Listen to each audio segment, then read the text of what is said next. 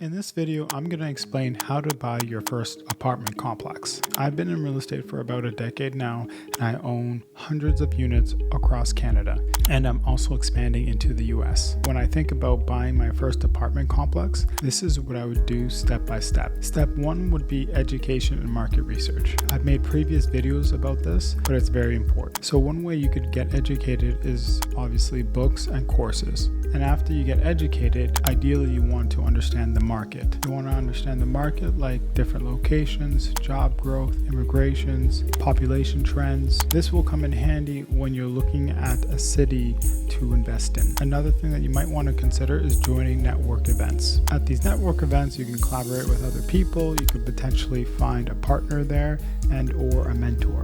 Finding a mentor or a partner is one way to kind of expedite the process if you're not really wanting to learn and take the time to educate yourself. Step two would be setting financial goals and budgeting. Obviously, when purchasing an apartment complex, it's going to be a very different transaction compared to a single family home. The down payment requirements will be larger and typically anywhere from 15 to 25%. So if you're seeking a $2 million asset, you'd probably have to come up with $300,000 to $500,000. And when looking at investment goals, you want to understand if you're looking for cash flow or appreciation, because these are both different strategies. Ideally, when you're looking for cash flow, I would recommend buying a property in a very good location that's not too old, but it actually has really good cash flow coming in. Appreciation, I'd buy something a little bit older in a great location that you can actually force appreciate the property by doing renovations,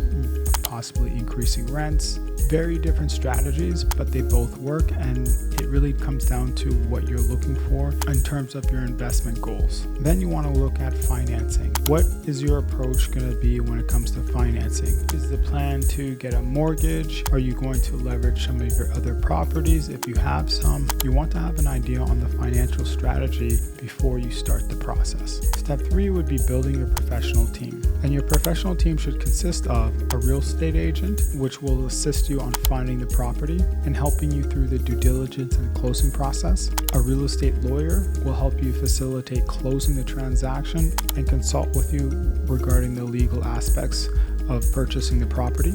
A mortgage broker will help you facilitate obtaining financing for the property. The next person would be the property inspector, which the property inspector will help you navigate through inspecting the building during the due diligence process, giving you a report with all the defects of the property. You and the lender are aware of what the property needs before you close on the deal. Once you go through this process a couple of times, you most likely will be able to do this property inspection yourself, but some lenders will require a professional to do a building assessment for you to get financing. The next person would be the property manager. This is optional just because some landlords choose to manage the building themselves. I personally recommend you don't do this. I recommend treating this as a business rather than more of a side project, because if you don't have a property manager, you are now the manager, and now you're working in the business than on your business.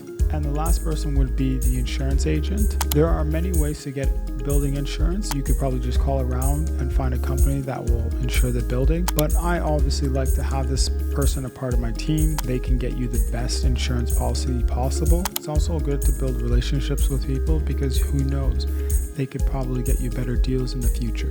Step four would be identifying and evaluating the properties. So this would be part of the underwriting process. You would be ideally looking at location, property type, income and expenses, cap rate, and vacancy. These are kind of the aspects during this process you want to focus on. In terms of location, it really depends on the strategy. If you're buying for cash flow or appreciation, the location does matter significantly. So when it comes to cash flow, you obviously want to buy an apartment building in a really good location, and ideally not an old property, usually because this will capture the highest rents. When it comes to appreciation, the location does matter, but you could buy in a B-class location, which is not in the best location, but it's in a good location. But ideally, you would want to focus on capital improvements to force appreciate the property. So when it comes to property type, if this is going to be your first apartment complex, I do recommend buying something anywhere from 5 to 10 units. If you can buy a little bit bigger, definitely do this. It will come down to how much you can afford. So when looking at income and expenses, it's very important to look at the net operating income, NOI, because this will kind of give you an idea on where the cap rate is. And the cap rate will basically determine the rate of return you would get after all income minus expenses. That's not including debt on the property. For example, if the property generates $100,000 a year in net NOI and it costs you $1 million to buy the property, that property produces a cap rate of 10%. And the last point you want to look at would be the vacancy rate. You want to see what kind of vacancy rate is in the area, and then also obviously what the property produces in the last few years. If it has a high vacancy rate, you want to try to figure out why that is.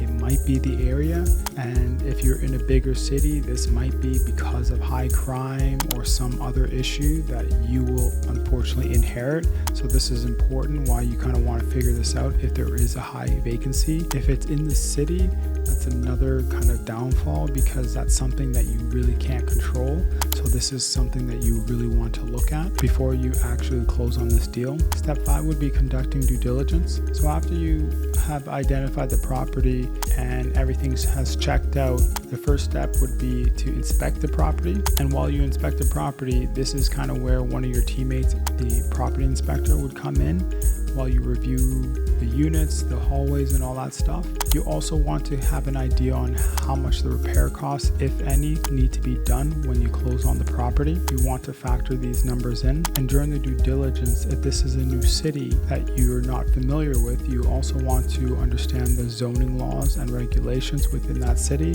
just so you know before you close what could come up and maybe what's different from the city that you currently live in compared to the city that you're investing in. The last thing you want is to get caught off guard on different rules and regulations within a city that you're not familiar with. The next section you should review during the due diligence stage would be tenant leases. This is important just because you want to understand if the leases are valid. And if this is your first time reviewing this, I would recommend going online and maybe finding a video or a community that could help you through this process. Ideally, it shouldn't be that complicated, but this is also something that you shouldn't overlook just because after buying this property, you'll be inheriting these tenants. And in some provinces like Ontario, inheriting tenants could be a big problem if you have some professional tenants that understand the legal system and take advantage of it. Now that problem will be yours to deal with. And the last point would be the property strategy. It's important going into the property and understanding what the goal is and what the strategy you're going to implement. If you're just buying for cash flow,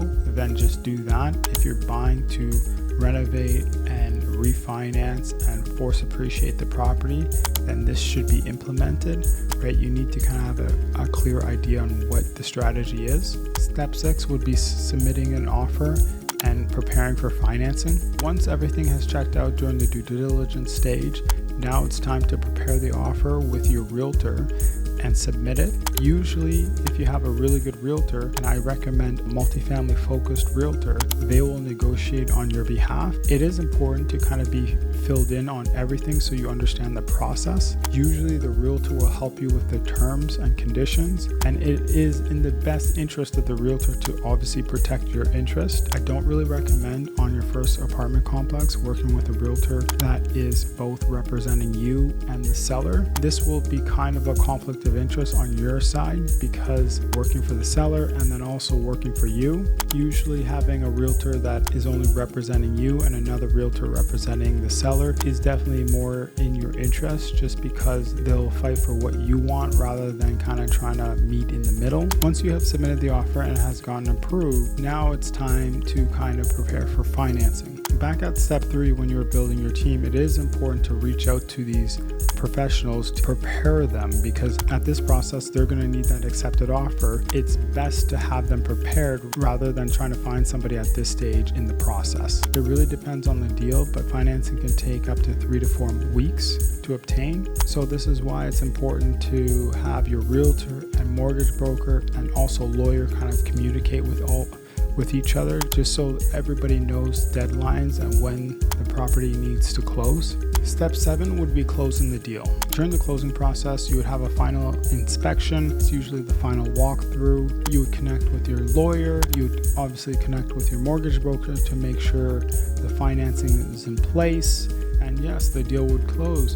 And usually the lawyer will take care of all this. The transferring of the title will be completed. The funds will also be transferred to the seller. This will all be completed by the lawyers. And usually once that's completed, your lawyer or your realtor will confirm the deal has been closed. And then once the deal has been closed, either that day or the next couple days, you should connect with your manager to make sure they're in place to inform all the tenants. They can get that process started. It's important to keep good communication with the property manager on rent collections and maintenance, on tenant relations, just because during the beginning process, you want to make it very clear that you're the landlord that it wants to be very present, wants to know exactly what's going on, because this is your business and you need to know exactly what's going on in your business, especially financially. So that's exactly a step-by-step breakdown how to buy your first apartment complex. If you like that video, please like, share, and subscribe, and I'll make similar content like this in the future.